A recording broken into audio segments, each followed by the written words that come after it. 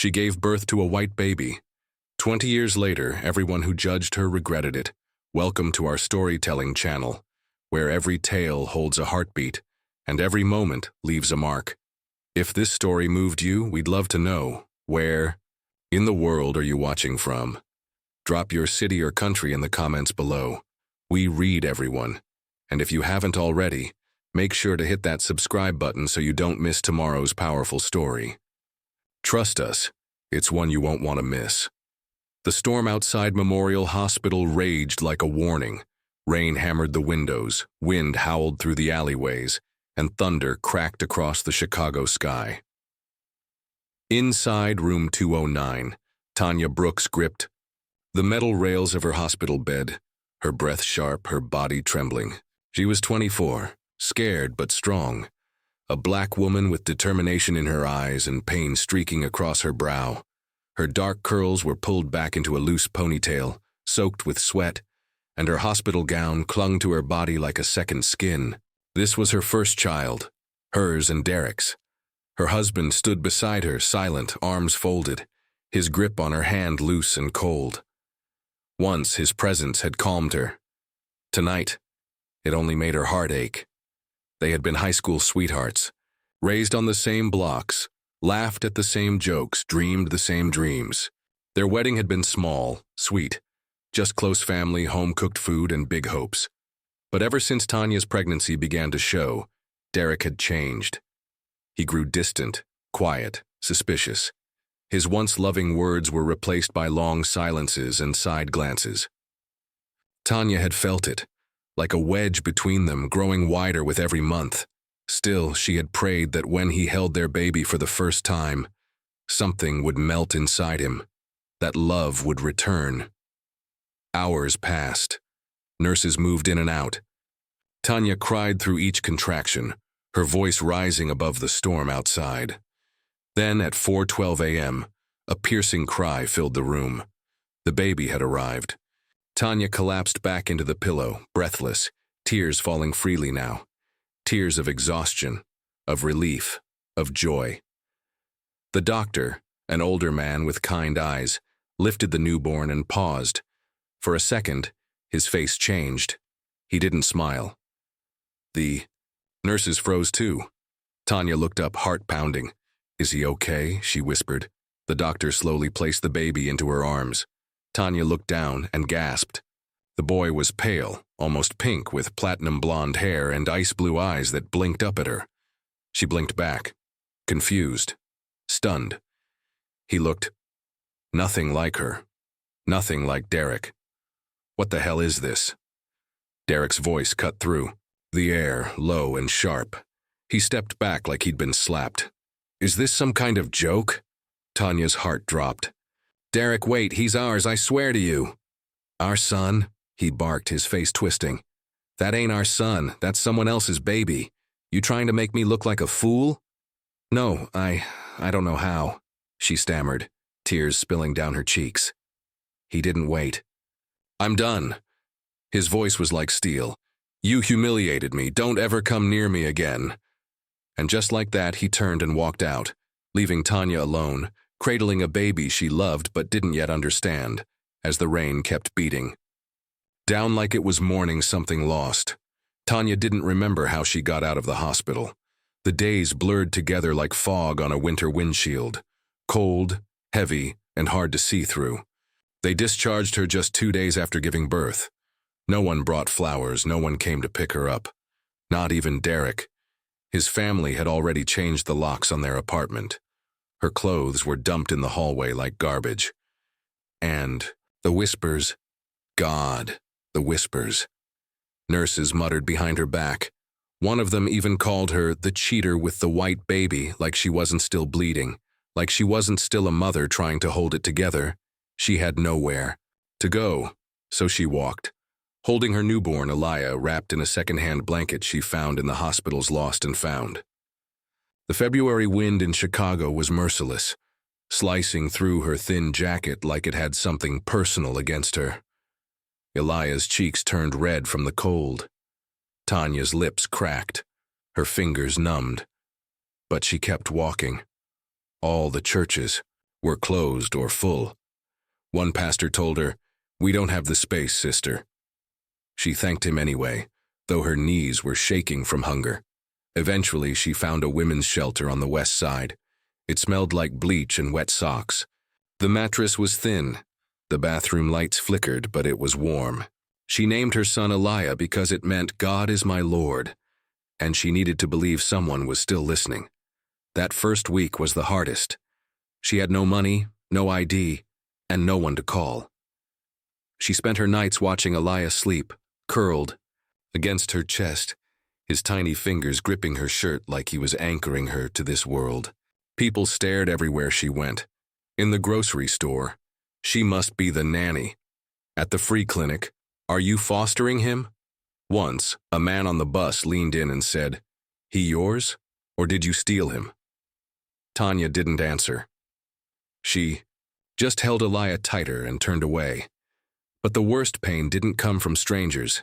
It came from people she used to know, girls from high school, folks from church, her cousin. They all assumed the same thing. She'd cheated, slept with a white man, lied to Derek.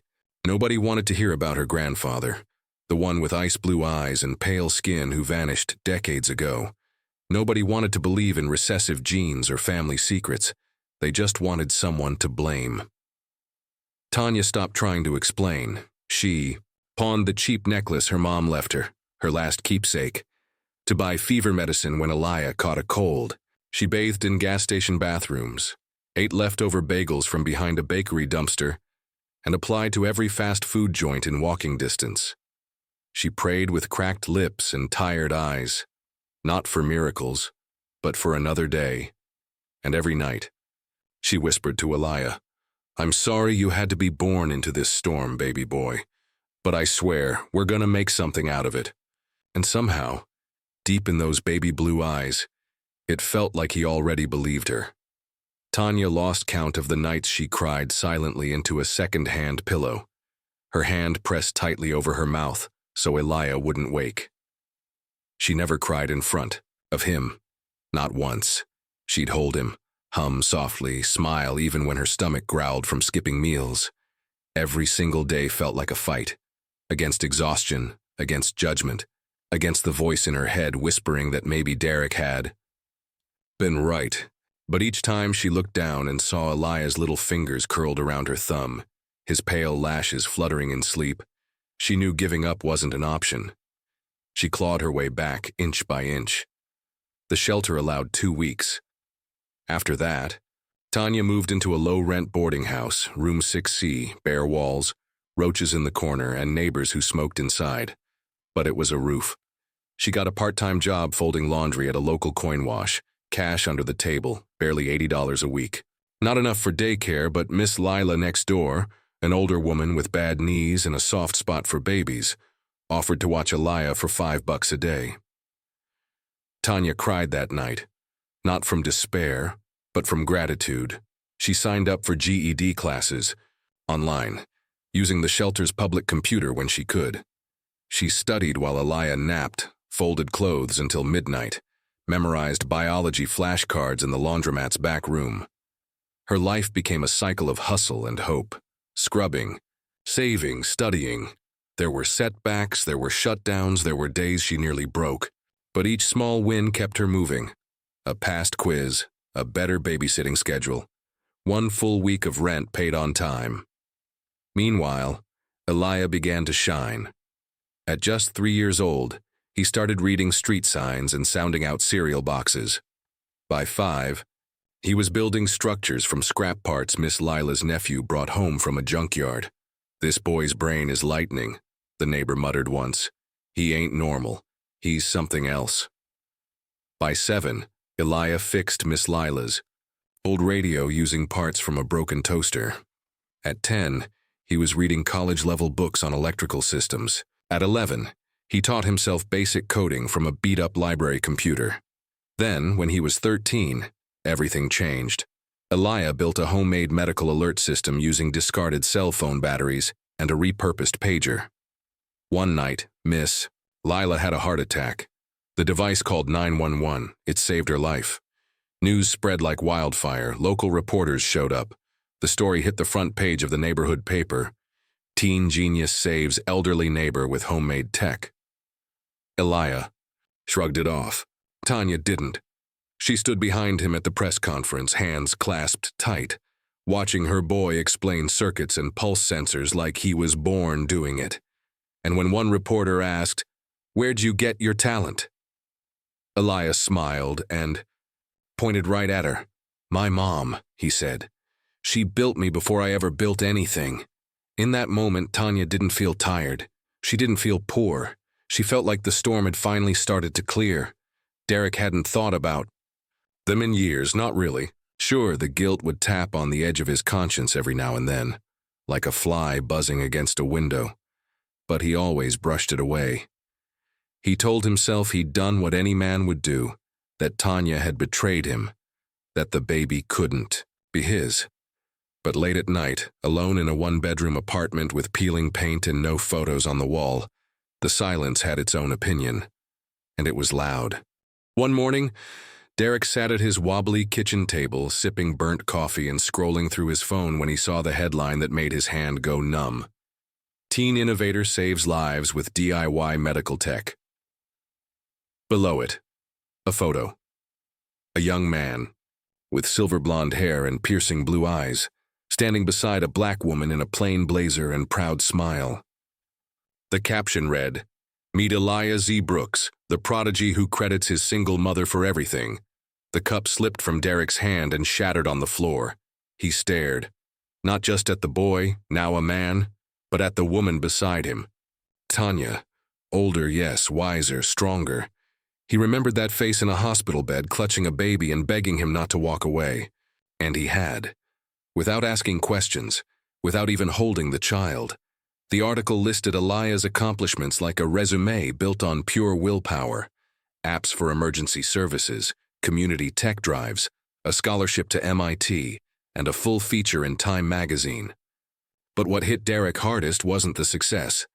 It was the way Eliah always pointed back to her. "My mom built me." He didn't sleep that night, or the next. The regret that had once been a whisper was now a roar. He picked up a pen, an actual pen, and wrote the hardest words of his life.